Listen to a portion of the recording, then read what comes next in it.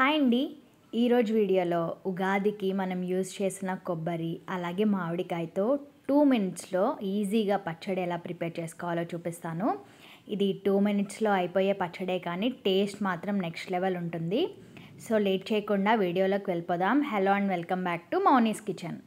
Stove మీద pan పెట్టుకొని అందులోకి 1 స్పూన్ నూనె వేసుకోవాలి. నూనె కొద్దిగా కాగిన తర్వాత అందులోకి 1 స్పూన్ పచ్చిశనగపప్పు అలాగే 1 స్పూన్ మినపప్పు వేసుకోవాలి.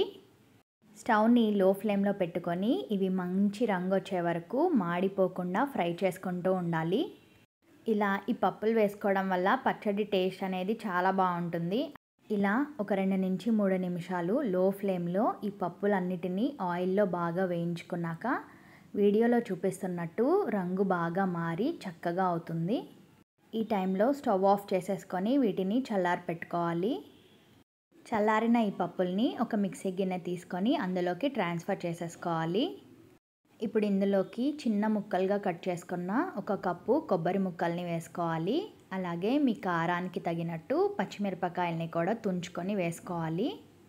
నేను ఇక్కడ 6 పచ్చిమిరపకాయలు తీసుకున్నాను. ఇప్పుడు వీటిని నీళ్లు పోసుకోకుండా డ్రైగానే ఒకసారి గ్రైండ్ చేసుకోవాలి. ఇప్పుడు ఇందులోకి 1/2 కప్ చిన్న ముక్కలుగా కట్ చేసుకున్న మామిడికాయని కూడా వేసుకోవాలి. వీటిని కూడా ఫస్ట్ నీళ్లు పోసుకోకుండా డ్రైగానే గ్రైండ్ చేసుకోవాలి. ఫస్టే ఎక్కువ నీళ్లు పోసేసుకుంటే ఈ మామిడికాయ ముక్కలు అలాగే కొబ్బరి ముక్కలు సరిగ్గా గ్రైండ్ అవ్వవు. ఇప్పుడు ఇందులోకి పచ్చడి మొత్తానికి సరిపడనంత ఉప్పు అలాగే కొంచెం పసుపు వేసుకొని కొంచెంగా నీళ్లు పోసుకొని వీడియోలో చూపిస్తున్నట్టు గ్రైండ్ చేసుకుంటే సరిపోతుంది. ఈ కన్సిస్టెన్సీ అయితే రైస్లోకి పర్ఫెక్ట్గా సెట్ అవుతుంది. ఇంకా వాటర్ ఎక్కువ పోసేస్తే అది సరిగ్గా రాదు, టేస్ట్ కూడా బాగోదు. ఇప్పుడు ఈ పచ్చడికి పోపు పెట్టుకోవడానికి ఒక ప్యాన్ తీసుకొని అందులోకి 2 టేబుల్ స్పూన్ల నూనె వేసుకోవాలి. నూనె కొద్దిగా కాగిన తర్వాత అందులోకి కొంచెం జీలకర్ర, ఆవాలు అలాగే ఎండుమిర్చి, కరివేపాకు, కొంచెం ఇంగువ కూడా వేసుకొని ఇవి ఆయిల్లో బాగా ఫ్రై చేసుకోవాలి. 1 నిమిషం పాటు బాగా ఫ్రై అయ్యాక మనం గ్రైండ్ చేసుకొని పక్కన పెట్టుకున్న పచ్చడిని ఇందులోకి వేసేసుకోవాలి. పోపు లేకపోయినా కూడా ఈ పచ్చడి చాలా బాగుంటుంది.